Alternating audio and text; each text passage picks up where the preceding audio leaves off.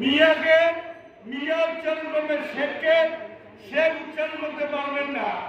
আপনারা অধিকারী বানান, ভুল লিখবেন, আপনারা ইয়াই দিয়ে ভুল করবেন, আর সে তাই গ্রামের সাধারণ মানুষ, নিরক্ষর মানুষকে ভোট করতে হবে।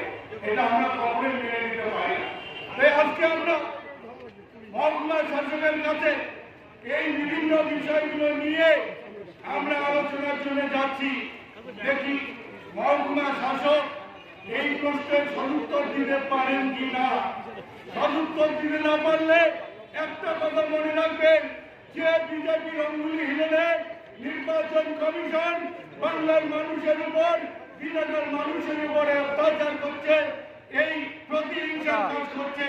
সেই বিজেপির নেতারা গ্রামে গঞ্জে ঢুকলে তড়ি দিয়ে কাছে বেঁধে এর উপযুক্ত জবাব চাইবেন।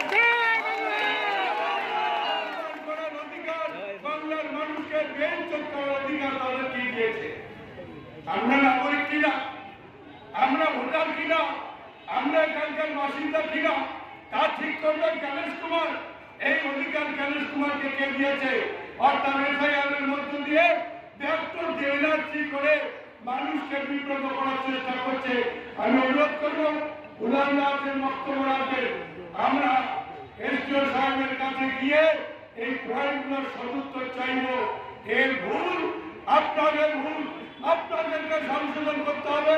জনগণ এই ভুল সংশোধন করতে রাজি নয়। আপনারা এই যে মেপিংয়ের বানান ভুল করেছেন, উচ্চারণ ভুল করেছেন, এই সংশোধন আপনাদের করতে হবে। এই